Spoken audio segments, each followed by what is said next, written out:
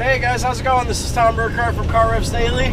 We are in the 2015 Ford F-150 XLT. This is a $37,000 base price F-150 Ford 2015. So a little bit more reasonable, a little bit more down to earth than the Platinum package and a few of the other really loaded F-150s that have been hoovering up headlines. This is the bread and butter. This is the XLT Super Crew 4x4 with an $800 option for the 2.7 liter twin turbocharged V6. Okay, so let's dive in. So we'll try to do some structure to this review. We got traction controls on there by accident.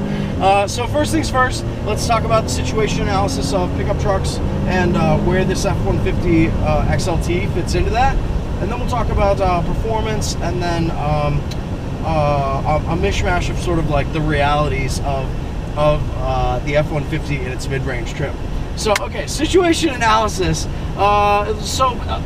know, I've been driving around the F-150, really enjoying it. This isn't the first one I've driven, but it's definitely the most real. I mean, we don't have like the glitz, we don't have the LED lights, we don't have the giant moonroof, or a lot of the fancy interior trims and packages that are available on this vehicle, but bump the price up to like 50K, you know, rapidly. So this is sort of like, I just got the old road rules, or excuse me, real world slogan in my head where it's like, it's time to stop being polite, start getting real. And this is definitely, you know, the 2015 F-150 definitely needs a little realism, especially versus my previous reviews, which were extremely favorable to the point of like, almost like giddily enthusiastic. And you know, I think that a lot of that stuff still rings true. It's very promising to have such an advanced pickup truck on the market for sale. You know, no one has ever built a pickup truck this speedy, this advanced, this lightweight. You know, no one's built one with an aluminum bodywork. I mean, it's just, there's a lot of advancement here that really takes things to, you know, firmly into the next level. I mean, over the past like 15, 20 years, or not even, I mean, over the past 50 years, pickup trucks have always sought to make themselves more drivable by integrating car-like technology, to the point where, you know, car-like ride and handling became like the pickup cliche of the 90s.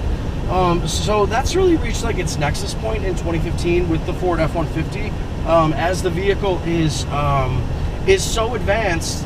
It's aluminum skin and twin turbocharged powertrains are just, they're the best Ford has ever made, and they're better than any other Ford or Lincoln model available. So it's not just car-like, it's sort of like making, it's a paradigm shift in making the F-150 the technology leader for Ford in general. Of course, they've used a lot of their knowledge from working with Jaguar, or owning Jaguar and Land Rover until the mid-2000s, to apply that expertise to the pickup truck segment. But even so, I mean, this is a shockingly advanced truck, and it deserves much of the praise that it's received.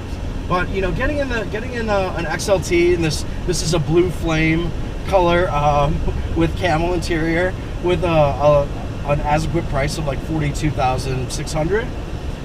There are like some limits to the truck. It's weird to say this, but I'm doubled up this week on press loaners. So in addition to this F-150, we have a 2015 Silverado Z71 that is about $10,000 more expensive than the Ford, but feels much more comfortable, much more posh, and even like looks a lot more special outside. It's got sort of that like monotone paint finish that certain Silverados are offering. And the rest of the situation analysis is that, like, as Ford has introduced this sort of like legendarily, or not legendary, you know, this like revolutionary new pickup truck, there has been an intense response from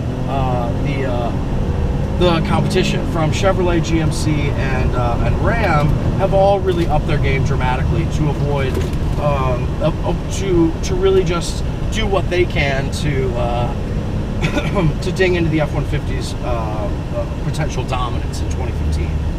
So what have they done? So GM and Chevrolet, and the GMC Sierra, I should say, so Silverado and Sierra are going to be refreshed for 2015.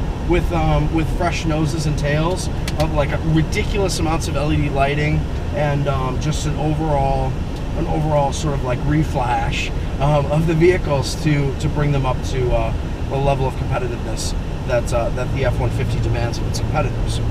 So Ram is also taking some steps, mostly just by like really aggressive pricing moves from Ram to get people into those trucks, as well as trying to procure more of the very well liked but extremely limited availability EcoDiesel, of which there were only like less than 10,000 or something imported last year of that Italian-made EcoDiesel engine.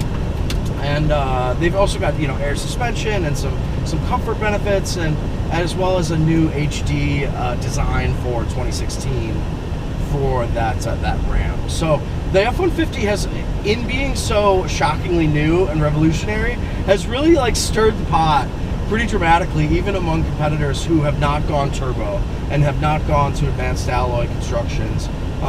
They are finding ways to compete in the market with this new Ford, and they're doing pretty well. The latest news, it's like in the middle of July right now, is that Ford is offering some pretty hefty discounts on the new F-150, and that's surprising because of course this has been the best-selling pickup truck for the last 38 years, I think, which is crazy. I mean, the last 38 years. So if Ford were to lose that mantle with this incredible machine for 2015, that would be a real bummer for them, because of course this is like the best reviewed, most advanced pickup truck ever made. People love it, it's outstanding, but it's been difficult to make the transition between the two F-150 production facilities. This aluminum bonding and riveting methodology of building the vehicles is completely different than sort of like the robotized welding and steel construction that Ford is very well used to. So they've had trouble getting enough trucks onto dealer lots like right away, and that scarcity combined with a price bump thanks to the aluminum. The price bump about like 5 to 10% versus previous Fords has meant that I guess sales are not as incredible as they would have wanted them to be, especially versus the initial reviews and sort of like initial demand was bananas. So that's sort of like where we are right now in the pickup truck world. Driving the F-150 down this smooth country road is great. I mean, the truck is really, really nice and easy to handle.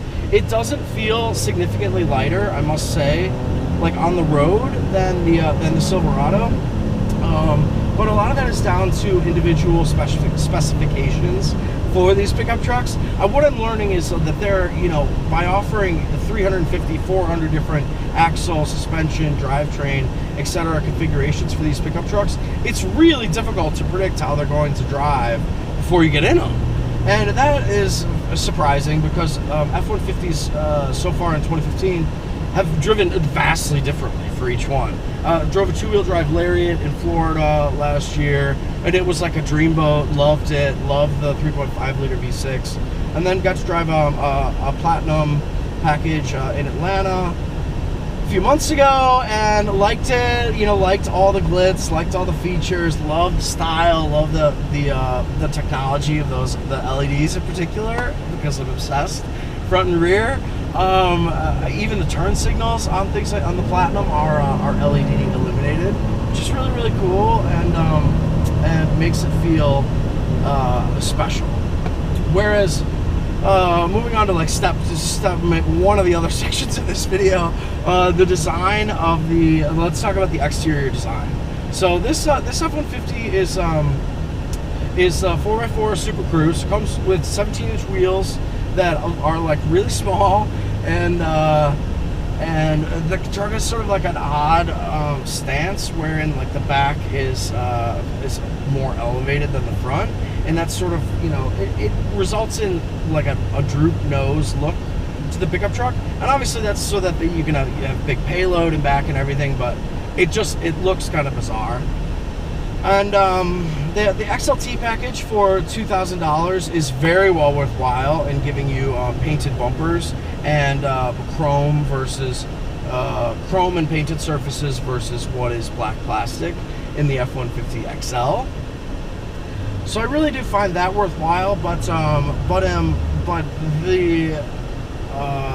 the LED joy that we loved in the Platinum F-150 is nowhere to be found in this XLT whatsoever. There are no LEDs on the exterior of this vehicle whatsoever. So that's really, really underwhelming versus what's available. And so that's kind of bites. And then next, next is okay, so without those new features, doesn't really look new. It doesn't feel fresh as it does in its King Ranch and Platinum trim levels. The answer is a firm no. I mean, you really have to do a double take and see that sort of like little painted element of inside the headlamp to distinguish between, to really rapidly distinguish between previous F-150s and this all new 2015 model. So that's pretty disappointing, but I do, you know, it does still really have great lines, and it has a good overall design. It just feels, you know, very like sort of unspecial in this XLT trim. And of course that's to be expected. I mean, any vehicle that sells 600, 700, 800,000 units a year, you know, you can't expect to keep it feeling fresh and exclusive and unique and expensive. I mean, it has to appeal to everybody.